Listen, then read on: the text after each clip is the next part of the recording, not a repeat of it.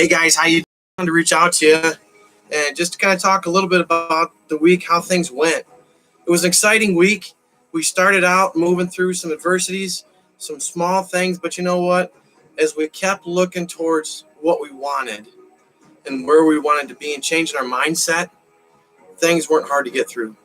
Guys, I want to tell you what, that as we really put this podcast series together of understanding God, money, and intimacy within marriage, it really has brought us really closer to where we need to be and a clearer understanding and more of a reminder.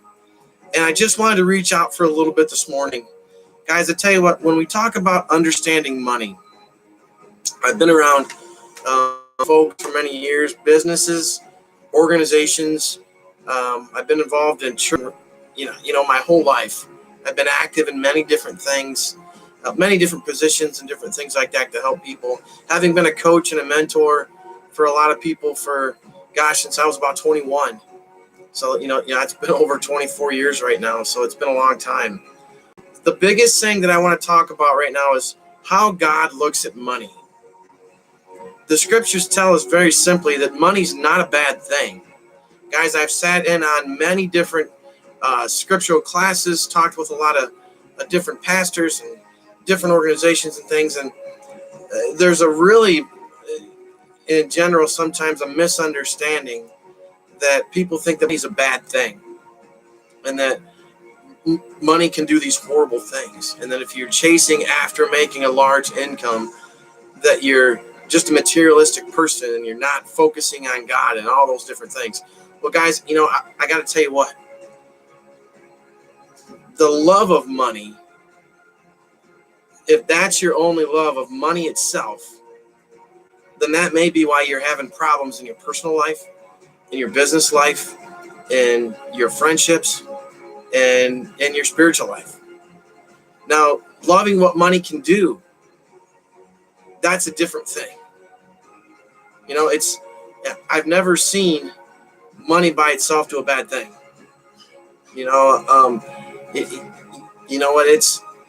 Someone told me a long time ago, they said, Greg, take $1 million and put it into a room. What happened? Did it do anything bad? Didn't do anything bad. They took it to another level and said, Greg, let's take the ink out of the paper and put it into a bucket and put the paper over here, come back tomorrow and see if it did anything bad. It didn't do anything bad. There's no chemical reaction when you put the ink in the paper that money's going to do a bad thing. It really isn't. Money in and of itself, people would say, doesn't buy happiness. Money doesn't buy happiness, but it doesn't buy sadness either. Now, we'll come back to that because understanding that really money just makes you more of what you already are. If you're a giving person, you'll end up giving more. If you're a thrifty person, you'll be more thrifty. If you're a greedy person, you'll be more greedy. If you're going to save more. If you're going to donate, if you have to look within inside of who you are. Money makes you more of what you already are. And the concept of money doesn't buy happiness. Okay. It doesn't buy sadness either. Well, let's talk about some of the things that make us happy. I've got a couple kids in my family. I've got 10 kids through being married, and I've got 4 kids at home. I've got, different things like that. 2 of those 10 kids that we have through marriage are, at times some special needs for a period of time, some forever, and, one just for a short time. So it's great to be able us to go out and make a strong income and donate to some of those foundations. So we took money, we worked hard for it, and we gave it to organizations that could buy things for other special needs folks, for folks that, some sun's coming in, so you're going to have to watch the orange glare there. For folks that needed cars, that needed clothes, that needed medication, that bought happiness for them. So in that case, did money buy happiness? What did? There's many of you out there that last year went to, a Cedar Point or a Six Flags or a Disneyland. And were you guys happy when you went there? Were you happy when you left? You weren't. So in that case, how you use the money bought happiness. Now, it doesn't buy eternal happiness. You're not going to buy your way into heaven. You're not going to show up at the gates and have $1 million in your hand and, give it there and be able to get in the presence of God. That in and of itself, money's not going to buy eternal happiness. And the confusion that I see a lot of people have, they're very talented. They have a huge gift. And it goes back to the parable in the Bible of the three that took their talents and they were given to them.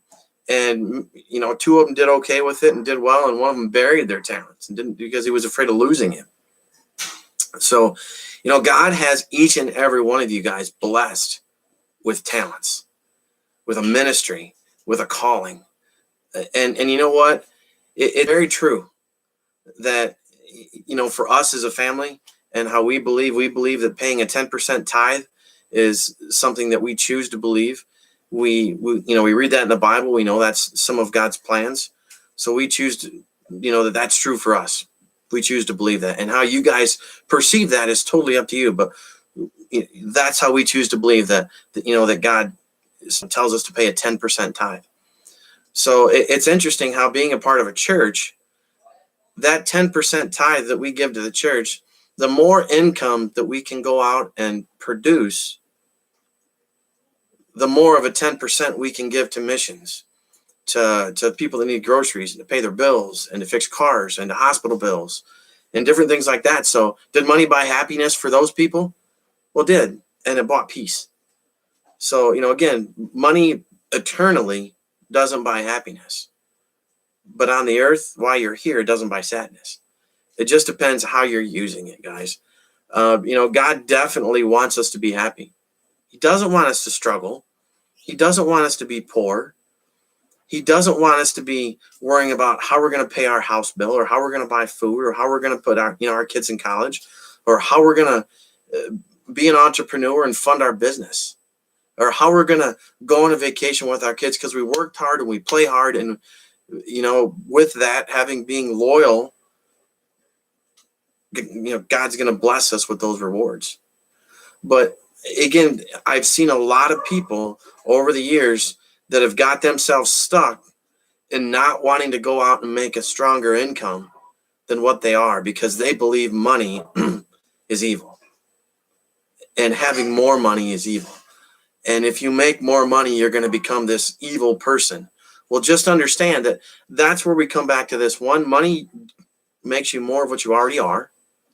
But that's where having a coach in your life can help you that. If you're that kind of a person right now that for a fact that you're going to have more money and that you're not going to do anything good with it. You're just going to go out and, it might be good for your family.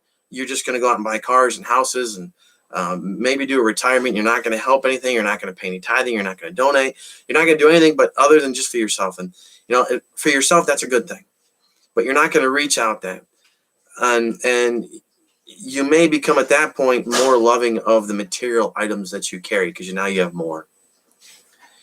That's where we come in as your coaches, and we sit down with you and say, listen, this is what you had. This is where you were. This is where you are now. And this is what you could have. How you have eternal happiness is going to be what you do with the talents that you have and the money that you grew. So if you're that kind of a person that that, Greg, I know that if I make more money, I'm not going to do anything good with it other than just go out and buy stuff, go on vacations and just blow it away. I'm not going to save it. I'm not going to do a retirement. I'm just going to throw it away. I know that's who I am because, I'm weak. And I commend you for those people that say that because those are the ones that need to reach out and go, Greg, Jenny, we need some help. Me and my wife, we need to learn how we can make a stronger income, how we can change our habits. We talked about that yesterday if you watched our video. How we can change our habits, and how we can have money not only buy happiness while we're on the earth, but it can buy and know that it doesn't buy sadness. Again, every time that I've done stuff with money and I've given it to somebody to help them, or I've been confident that I could pay for my lifestyle and I could pay a tithing and I could help a mission fund or help friends and family, I felt good about that. I mean, I remember one time having another business I was in where the administrator that worked for us was just down on her luck. She was working hard and she needed a car. We were blessed to have, and she had a family, she had kids, they were struggling. We went out and found a car for a reasonable cost and were able to pay for that car and gave that to her. Now, that case, money bought happiness, not only for us giving it to her and seeing how that was going to bless her life, but for her to see how she could be independent and not have to live off of the bus and the neighbor, the friends, and could take her kids to where they needed to go. So money bought happiness. It didn't buy sadness. The only way that you could, that money would buy sadness is if you think that it's going to buy eternal happiness and then it's going to buy your way into heaven. That would be the only plan of buying sadness. Now, you can misuse it on the earth as well. And that's where coaching can come along by getting involved in drugs and alcohol and pornography and bad hobbies and things that are taking your money away from your family and your business. I see a lot of entrepreneurs fail because they make a lot of money quick and they put their money in the wrong spot and they lose their business. Their family loses their opportunities. They have to go back to work. They go broke. They went in debt and they don't understand why. Well, guys, I tell you what, understanding those three questions, and I have them written up here, but you can't see it because it's white, and so it's just kind of reflecting there. But I was out doing some work in the yard today and doing some stuff here, and I thought I just wanted to share this. That ask yourself these questions: does money buy happiness? And does money by itself buy sadness? Ask yourself what you want. What do you want to do with the money? When do you want it? And what are you willing to give up to make the extra income that you're going to need to make to do the things that you want to do, whether it's get a house or a car or college funds or donate to a fund or give it to your church or go on a vacation or do a savings account. You would be surprised at how many people I talk to that don't even have a savings account.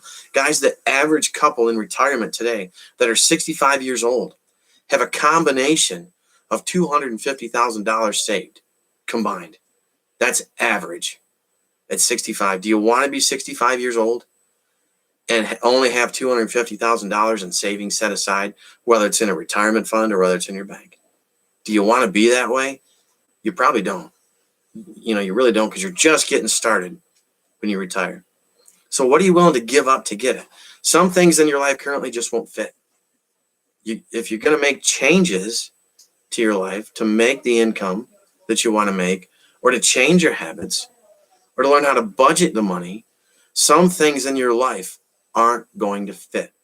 Whether there's certain relationships, whether there's certain habits, whether there's certain environments. You've got to understand some things aren't just going to fit anymore. They won't be there anymore. So guys, I'm going to end this up. That's a little bit more on talking about understanding God, money, and intimacy within marriage. Guys, as we start moving through here, I'm going to be very honest and very clear, very blunt. And it doesn't bother me to be very clear on some of the topics that we're going to talk about and be straightforward. As we've gone through our success, I've built success, I've lost success, I've built success back up. I've been through a successful marriage. I've been through one that wasn't successful. So I'm not going to be that motivational speaker or that coach that waits till we're successful and gets on stage and writes this book and says, okay, now I can tell you what I did. Now I can look back and tell you what I did. I've talked to quite a few people along the way that said, Greg, it's refreshing to hear you talk to us now about your struggles and challenges that you've been through, but some of the things you're continuing to go through as you run the course of the direction that you're going to be going, as you put this ministry together of life coaching for many people. So, I hope you see value in that. I hope today that you can learn that money doesn't buy eternal happiness, but it can buy happiness on the earth, and it doesn't buy sadness if it used right on the earth. By itself, money doesn't do a darn thing.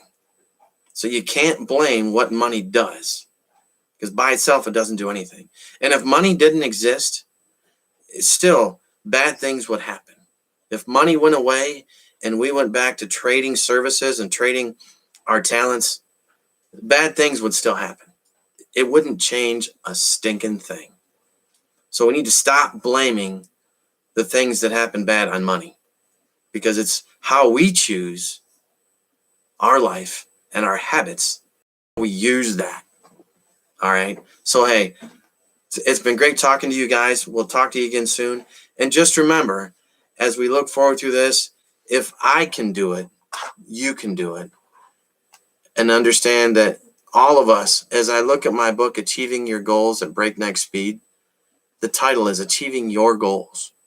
The book is going to be talking a little bit about what we've done as a family, but read the title. It's going to be, we're going to teach you how to achieve your goals at a breakneck speed. God is at the head of all this.